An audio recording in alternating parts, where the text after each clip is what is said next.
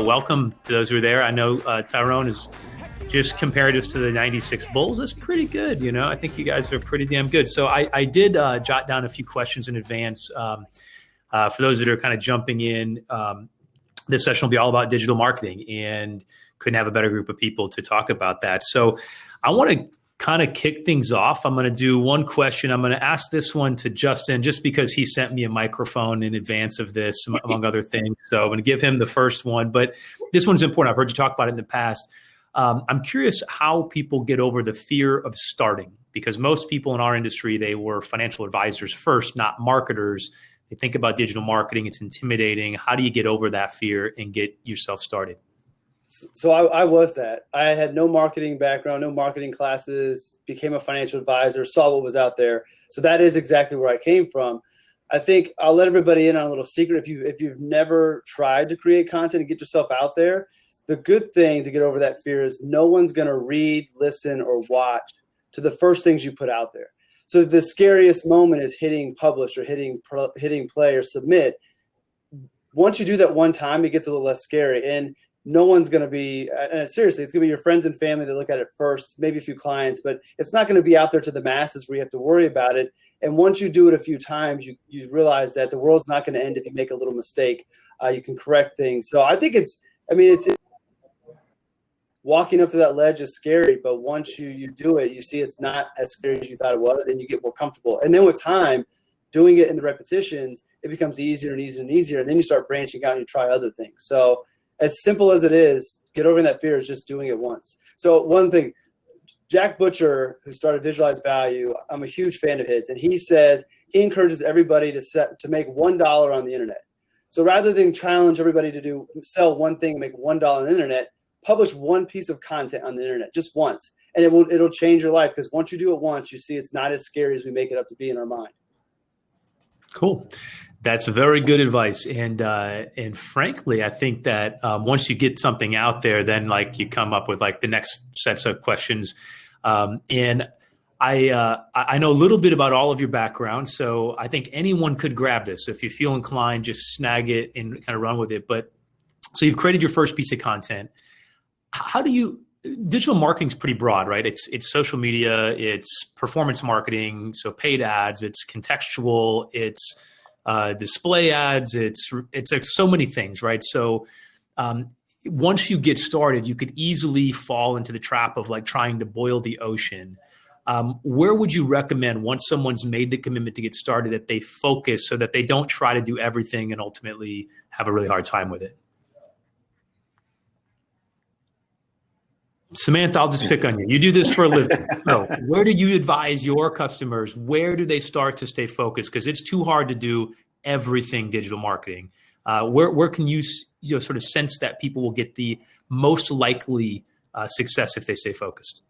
So I would tell them to think about where their target audience spends the most time and focus there. So if most of your audience is really not that active on social media, but when they have a problem that they would use Google to search for answers, then you want to prioritize making sure that your content is going to rank high from an SEO perspective.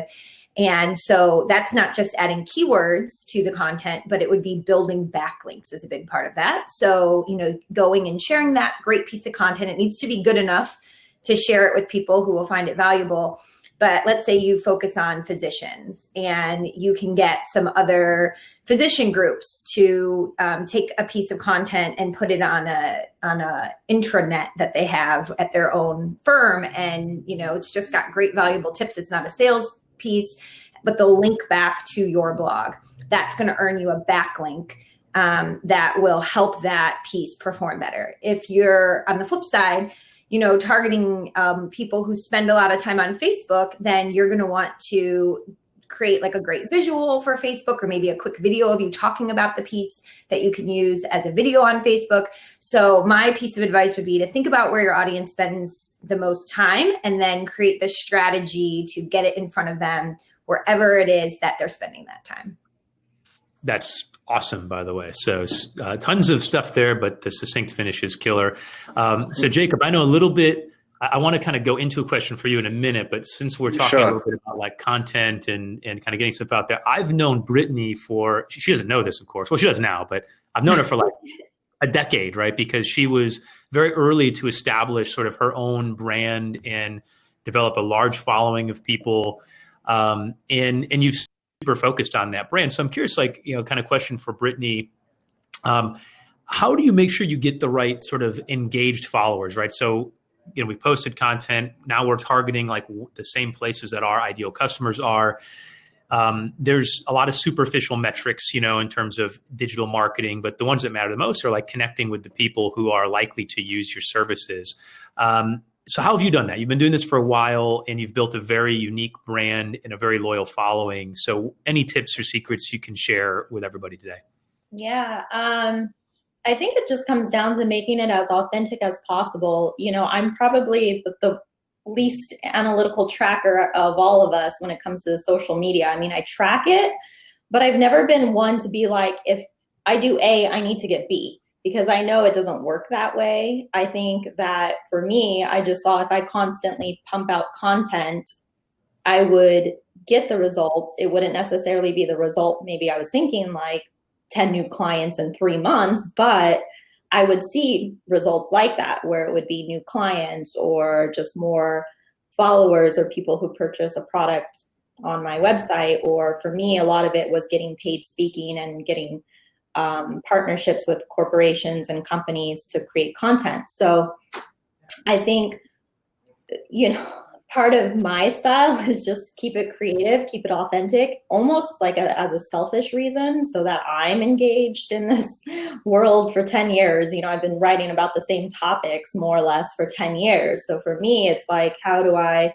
just bring it to the ground roots of relatability? And when I do that, I just know that the results come, whether it's more speaking engagements or just opportunities, or people will now, will look at where do these clients come from. We have that, and I'll see like Instagram or Facebook, or I heard you on a webinar. So a lot of it now is through all the content that I'm pushing out.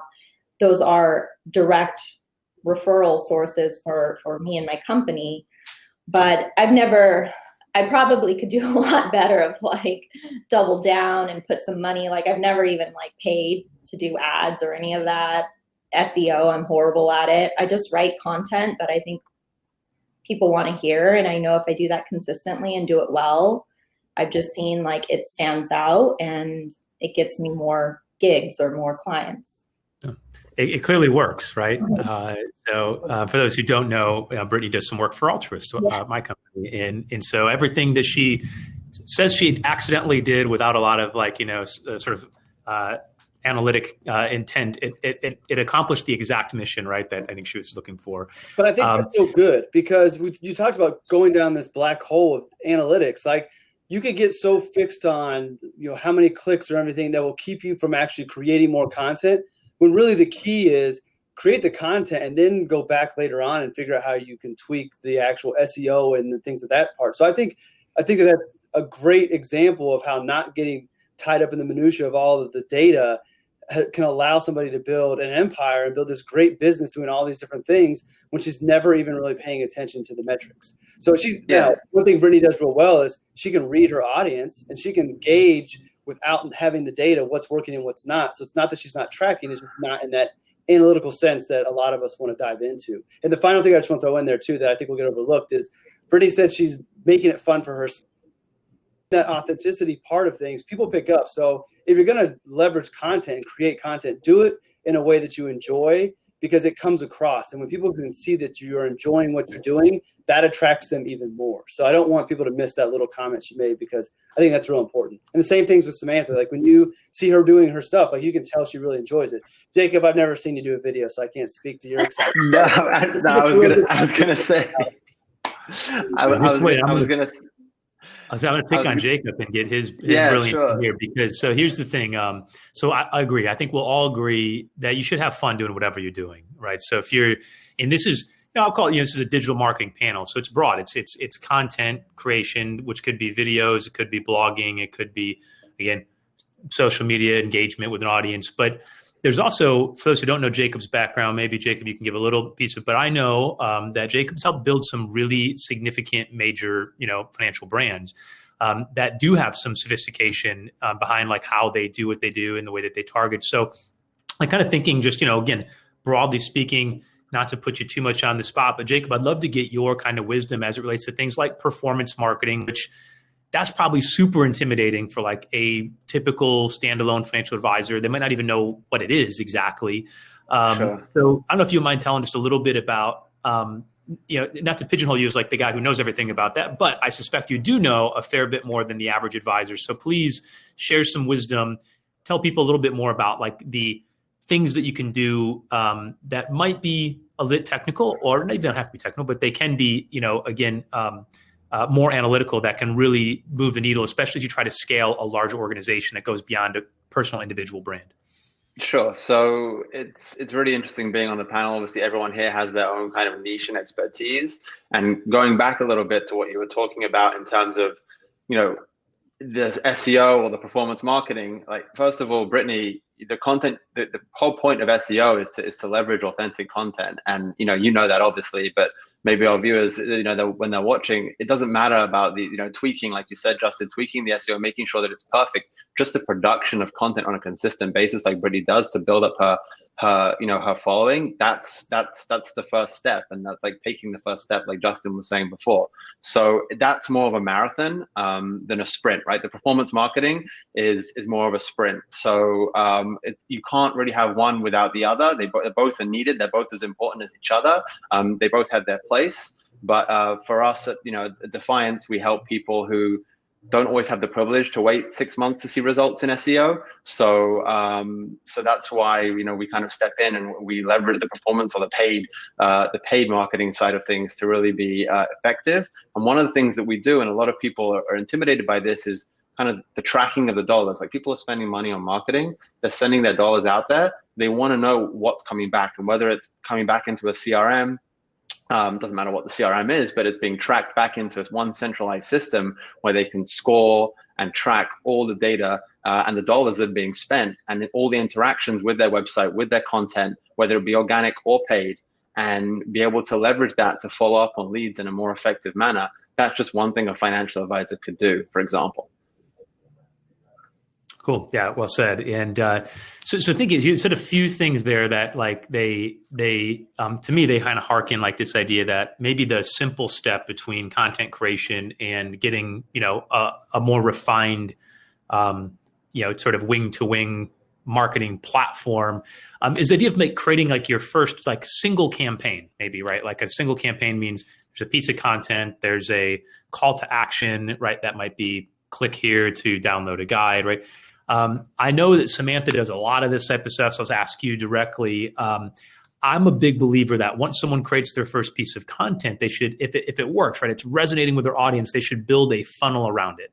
So would you mind just sharing like what is a funnel, right, for those who don't know what it is, and then like what might be some of those key things that would actually make for a funnel, which is essentially, right, people coming from this larger audience, right, and filtering down to ultimately becoming a client. So take it away.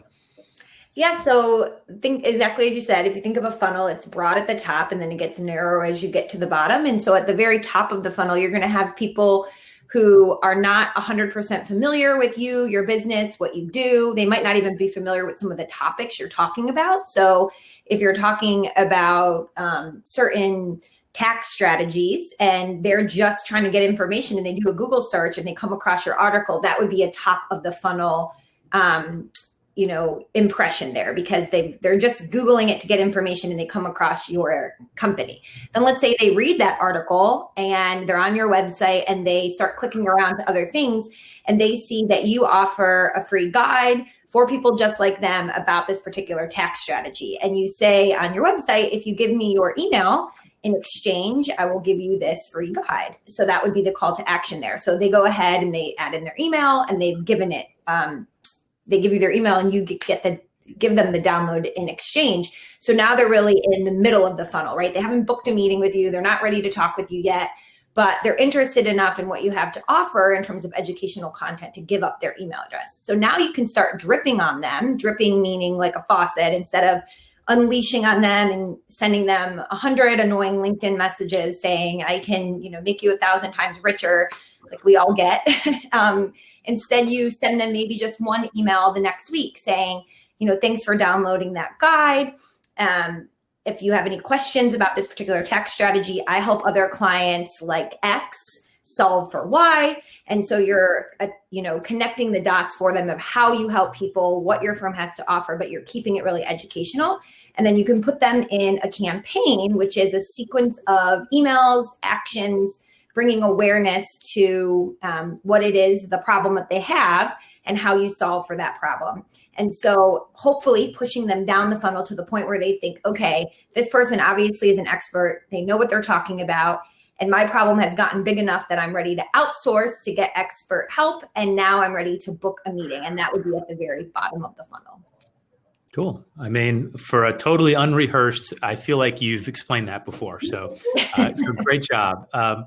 So your example brought up an interesting point, right? Which is I suspect a lot of advisors, we talked a little bit about how do you get over the fear of starting, but also where do you get ideas from? And so I'll kind of come back to Justin. I think this would be a good one for all of you just to share maybe concisely, right? 30, 45 seconds, right? Each, how do you create an idea worth creating that first article or an article that could be at that top of the funnel and could potentially turn into an entire sort of campaign? So Justin, why don't you start and then I'll go around the horn here. I'll take the low-hanging fruit. I just think you look at the questions that your clients are bringing to you. If you're getting consistent questions about the elections and what does that mean to my portfolio, use the questions you're getting from your clients to answer those questions in the form of content and then distribute it, because they're not going to be the only ones that are going to be looking for that. And might as well send that piece of content to the rest of your clients, because I'm sure some of them have that question as well. So it's an additional touch to the clients outside. So the low-hanging fruit is, what are your clients asking? Answer that question in a form that can be distributed to everybody. All right. I'm just, by the way, I'm penning, which I realized I could have just said this. I was writing hey, if people have questions, drop them in this chat. So if you're watching this, right, we've got a group of attendees. There's a session chat box. If you have questions you want to make sure that you're able to ask, feel free to drop them here, meaning in that actual chat box, and I'll make sure to ask and we'll get everybody's kind of feedback. So, but moving on, same question. So Brittney, again, you create a lot of stuff. You said you have fun with it. It's fun for you. You're creating that first piece, but you might have to look back 10 years, what did you decide you wanted to write about or record videos about or talk about with your audience as it was first starting? Yeah, I think kind of just Justin said it so well. I mean, I just hear what people are talking about, and I think, Justin, I love you. Yeah, it's almost I just am out in my life. I hear what people ask me on a daily basis because I'm in finance, and then I just make a video about it. And early, I think for me, I was more focused on the women's segment because I would work with a lot of women, and there was additional layers of insecurities and lack of confidence that I think women would have with money, where they would feel uncomfortable asking the same question and maybe felt dumb or afraid or stupid if they asked, hey, I don't know how to start my 401k. So I would just talk about the basics of money and financial planning, but hopefully do it in a way that was relatable, to these women. I always think of it I just want to talk to people normal, we're having coffee this webinar. Just because I'm a financial planner or maybe the expert doesn't mean I necessarily need to talk to you like you're a 5-year-old, student of mine, talk to you like a human, have a lot of compassion. I think that's just part of who I am. I'm naturally inclined to connect with people and hear what their real concerns are or real fear is behind the question. I think I've really done a good job of that and tried to create content to not only address here's how you budget, but here are the things that people get afraid of with budgeting or have roadblocks with budgeting, the real juice of money. Because I think we all know, there's not a lack of information. We can all look on Google and figure out how to organize our finances. So that's never been the problem. The problem is, how do you help people deal with money in real life scenarios? And I know, Jason, we do a lot of this at Altruist, real conversations, because it's real life. It's not just start your IRA. Why can't you save into your IRA? It's not about that. It's what is preventing this person? What scripts in their head do they have, or what circumstances are they facing that are preventing them from doing this? And like talk about that, because that is more helpful. And so I think now more than ever, I try to create content in that realm, like more of the emotional side or mindset or holistic side of money. That's more what the conversation needs to be. I've tried to like say that for years, but I think people are way more open to it. Brands, companies are way more open to talking about money in that way. Cool. And since I haven't heard from Jacob in a bit, we got to get more out of you. Kind of same question, but again, I know your audience is a little bit different. So maybe you can think about yours from like the perspective of people who've maybe been running either bigger firms or product companies, but still in this financial services sector. Like, is there any difference there, I guess, as you're kind of thinking about the different types of target audience for the various types of financial services? So if we're looking at audiences, I mean, we're hyper-focused on the retail market, and we leverage digital marketing to raise assets from the retail market, which is typically the holy grail when looking at, asset managers trying to raise assets. So that's how we try to, segment our audience, the Robinhood crowd, as has been so popular this year and in terms of its outperformance, et cetera. But when we look at the content creation ideas to create content, it's very similar to kind of the way Justin and Brittney approach. It's a very kind of like matter of fact kind of approach, in the sense that we also look to other people to create the content for us. We look to people who are subject matter experts, or people who have their unique way of producing content that we feel connects with our audience as well. So if somebody can produce a TikTok video that's that has a unique way about it that appeals to the retail audience, then maybe we might go out and engage with that person to produce content in the right fashion for us. So that's the way we try to look at things in a different way, rather than producing a 12-page white paper that not everyone's going to read, right? We want to make content short and concise, and especially in the digital age today, I think everyone can understand on this panel that people's attention spans are getting shorter, by the month, with the amount of new platforms that are available. And TikTok's only scheduled for a minute video, and every platform has its own kind of place and a time for how much time a YouTube video should be 6 to 10 minutes, and Facebook videos could be longer.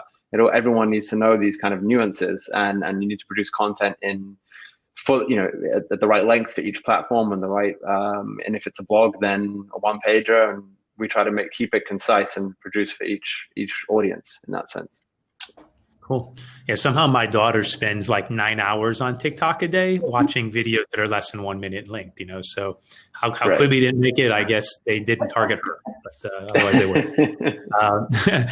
So since it sounds like there's a lot of consensus here, I'll pivot this question that popped in from Mr. Tyrone Ross, who's a prolific content creator, digital marketer extraordinaire, to you, Samantha. But he asked a question about, people that feel like everything has to be perfect. And so like they almost use that as an excuse to get started. But what would you tell someone like, in terms of the quality, right? Like, do you have to have tons of cameras and microphones and perfect lighting? Maybe, right? Or can you do it a little bit more like theoretically, right, with your phone? I mean, like, what's the right balance to get someone to get over the hump of feeling like there's some sort of like technical barrier keeping them from producing that polished, perfect content? Yeah, I mean, it's funny. Somebody else I saw in the chat asked a question about like consistency. So every single Tuesday morning, it's on my calendar to record a video for the coming weeks for our YouTube channel and social accounts. So it's blocked in. I know I have to do it. It's there, whether I feel like doing it or not. I think showing up is half the battle. And then when I get there, sometimes I'll be recording and I'll mess up. Like the one day I kept saying the word extemporaneous wrong. And eventually I just laughed at myself in the video and said, oh, I cannot say that word, and just kept going. And we kept that version of it. And I cannot tell you how many people messaged me and were like, I could never say that word either. That's so funny. It just makes you a real person. People want to make connection online. We're not looking to be with perfect robots. That's super boring. It's a reason why, people like authenticity, and you hear about that so much. And I know it's trite, but it's true. So actually, if you make a mistake, sometimes it's best to just laugh about it, and people will find you endearing. If you think having better technology is going to make you get started, then go ahead and buy better tech. But if that's an excuse to not get started, then, I say just get your smartphone out, find some good lighting, and get started. It's sort of like people who say, I'm going to start a workout regimen and eating healthier on Monday. And then they say, I'm going to start tomorrow. Like, if you're really serious about it, start it this week, stop putting it off, and just go. Amen. On that note, I can tell you that Tyrone, since he asked the question about that, is like one of the most amazing athletes in the world. And that dude just needs like a pull-up bar and a place to run, right? A grassy field. And that's all that's necessary.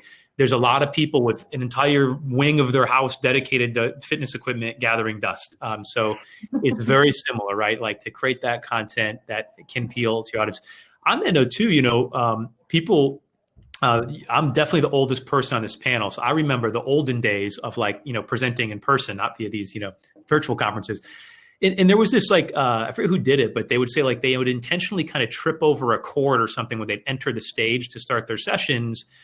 And that was like the icebreaker, right? And you can do that virtually. My one piece of advice, though, would be if you're going to put something in writing on your website, that probably shouldn't be one of those things. That should probably be, Grammarly and spell checked and everything else.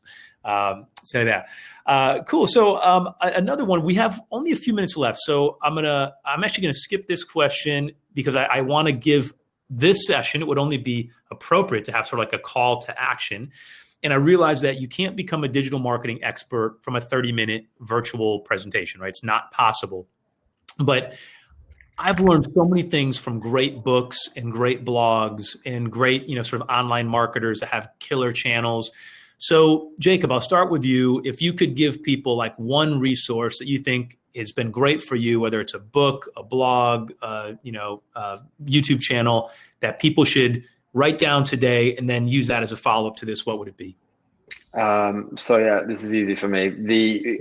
I manage a bunch of Google accounts for a lot of clients, and Google, for some reason, they know everything, but they don't know that I'm the one who's managing all the accounts. So I get an invitation from a Google rep every month for a call, and every time it's from a different Google rep. And I always take the call because they all have a different angle in the way they look at how to leverage Google Ads, and they all have their unique aspect to it. And every time I learn something new, and I've actually become friends with some of the guys at Google in the Phoenix office and the Michigan office, and it's invaluable. So always, if you do end up having your own Google account and someone from Google reaches out to you and says, hey, do you want to set up a call, want to help you with the account, take the call. Very cool.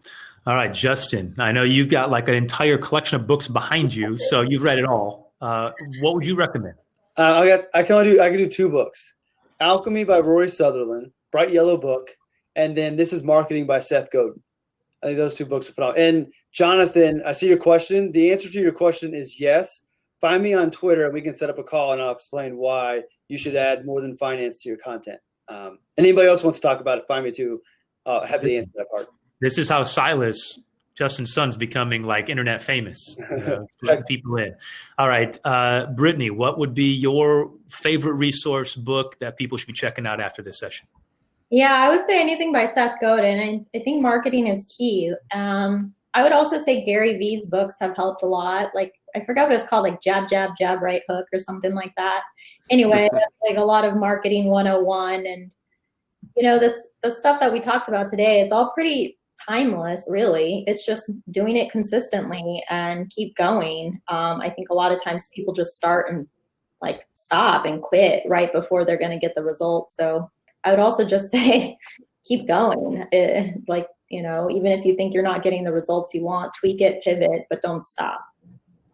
Yeah, I have this weird feeling that the internet's not a fad. Like, it might be around for a while. Anyway. All right. And Samantha, again, love to hear what you would recommend beyond obviously some of the stuff that's already been suggested for people that want to level up their digital marketing. Yeah, I'm a huge fan of learning visually through examples. So there is a great website called marketingexamples.com, and they have a fantastic Twitter feed, which is Good Marketing HQ. And every week they share examples that I'm sharing with my team, and they're always visual. So like, don't do this, do this. And they'll find ads from the 1930s and talk about how they could be applicable today, like just really great storytelling marketing. The other one is Dave Gerhardt, who used to be with Drift, the CMO of Drift. He has some really great accounts. And David Cancel, who is the CEO of Drift, he has a million lists of books that I think all marketers should read. If you go to Medium, check out his blogs, and I've read many of them, and he's always giving book suggestions away. So definitely check out all of those. And then I have to give a plug for the 20 over 10 blog, because we take all of this stuff and distill it down to make it super pertinent to advisors yourselves. So if you're looking for how you can do it as a financial advisor, check out the 20 over 10 blog. Awesome. So if you got just a couple minutes, I was going to give a little homework assignment to the four of you. If you could drop into the session chat, how can people find you guys? Like, how can they get in touch with you? Some of you run companies that some of our viewers should probably be checking out, right? If not, even just so they can learn from you, right? I mean, again, I've learned a ton just by watching and kind of following the work that, you know, your company's been doing and some of you have been doing individually. So please do that. And then I'll just also add one idea too, you know, as people think about marketing, one of the coolest things you do is learn from people who are doing it really well outside of our industry.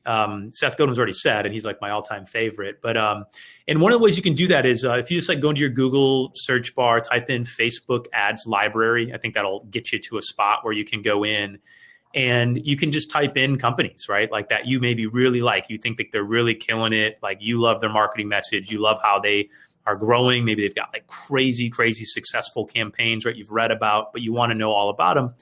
You can go in there, type in again a name of a company you like. You can see all of their active Facebook ads, all their historical Facebook ads. You can click on them, see what their landing pages look like, see what their CTAs were. There's a ton of knowledge we can all pick up by learning from those who are spending millions and millions of dollars per month, in many cases, on this whole thing called marketing that we can simplify as financial advisors or people serving, you know, the investment community, investor community right there. So we're right at 110. You guys have been fantastic. I learned a bunch, had a ton of fun. I hope everybody in this session had a great time too. Please make sure you check out those session notes. I don't know if they just like shut us off here or what, but for those of you who are listening, watching, copy, paste that stuff, right? Get in touch with these guys. They're all fantastic. And Jacob, Justin, Brittney, Samantha, be well. Thank you guys so much. And look forward to connecting again soon. Thanks, Jason. Take care, guys.